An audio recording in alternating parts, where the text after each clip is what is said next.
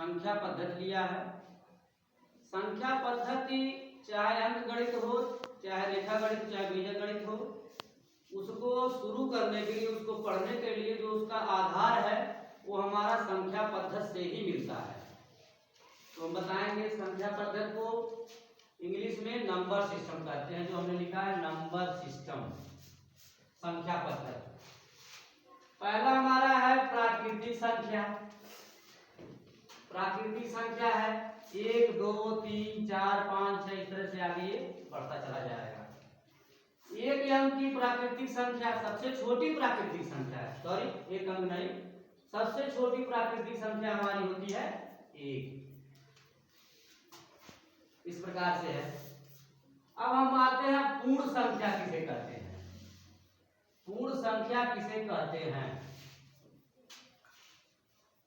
0 1 2 3 4 5, यहाँ 0 आ गया, 0 से शुरू हो गया। 0 में हम भाग देते हैं, गुणा करते हैं तो कुछ परिवर्तन नहीं होता है। यहाँ 0 को पूर्ण संख्या में ले लिया गया है। 0 का आविष्कार हमारे भारतीय गणितज्ञ आर्यभट्ट ने किया था। अब आगे हम बढ़ेंगे पूर्णांक संख्या।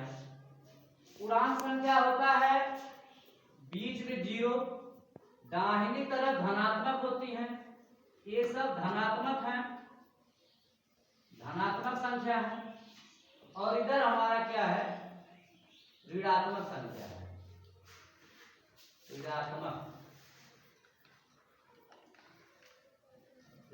संख्या।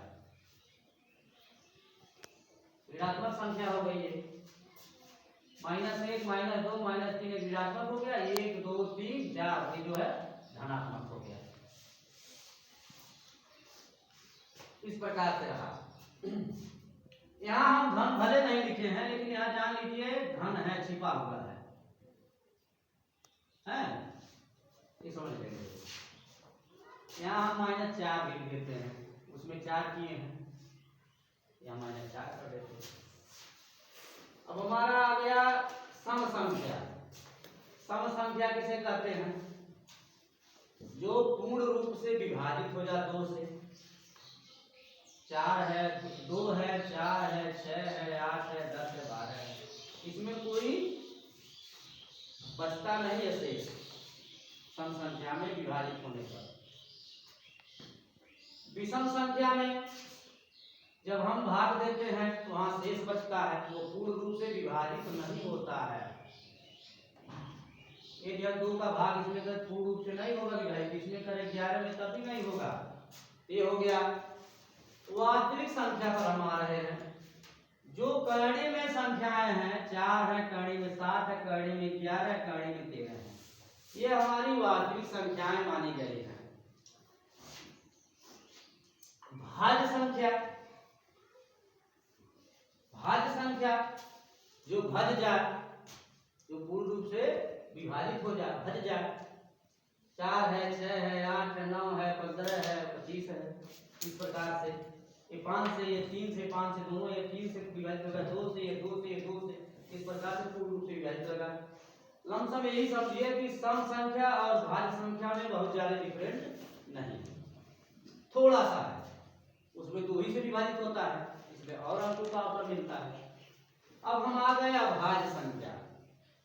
अभाज्य संख्या का हमने बताया है, इसमें 2 आता है। अब ये जान लीजिए कि 1 से 10 तक 4 संख्याएं हैं गिनती में, जो अभाज्य संख्याएं आती हैं, और टोटल 1 से 100 तक मैंने बताया है। उसमें जो है 22 44 22 23 32 21, ये सबको जोड़ते हैं हम तो हमारा 25 हमको मिल जाता है। पूरे 25 अभाज्य संख्याएं हैं 100 तक, 100 तक 25 हैं, 1 से 100 तक अभाज्य संख्याओं की संख्या 25 है। जवान पे याद कर लेंगे। अब सह अभाज्य है, छोटे कोष्ठक में 5 7 है, 2 3 है। अब यहाँ हमें जो है 5 और 9 भी लिख सकते हैं, 9 लिख सकते हैं, 11 लिख सकते हैं, अर्थात जो भाज्य संख्या है वही लिखा गया, लेकिन इसमें कोष्ठ बना करके दोनों 2 अंक को लिख दिया गया है। और दोनों अलग अलग है, ऐसा नहीं 57 है, ये 5 और 7 है, 2 और 3 है, और 5 और 11 है, इस प्रकार से। अब हम आते हैं परिमेय संख्या। जो भी भिन्न में संख्याएं लिखी रहती हैं, जैसे 1/5 हो गया, 2/3 हो गया, 2/3 हो गया, यहाँ वही चीज लिख दिए हैं, 2/7 लिख दिया। जो संख्याएं परिमेय संख्या में कहते हैं, वह संख्याएं जिन्हें हम पी क्यू के रूप में दर्शा सकें उसे हम परिमेय संख्या कहेंगे। लेकिन जो पी क्यू के रूप में हम पी अपान क्यू के रूप में नहीं लिख पाते हैं, लिख सकते, उन्हें हम अपरिमेय संख्या कहते हैं। अब हम आ जाएंगे अपरिमेय संख्या पर। इसमें देखिए है, कड़ी में 4 है, पाई है, और एक कड़ी में 3 है, 7 है, 11 है। ये सब संख्याएं हैं। पाई का आविष्कार आर्यभट्ट ने किया था, गणितज्ञ, महान गणितज्ञ जो है आर्यभट्ट ने किए थे। इस प्रकार हमने जो हमारा बेस होता है संख्या पद्धति का, उसके बारे में बताया। धन्यवाद।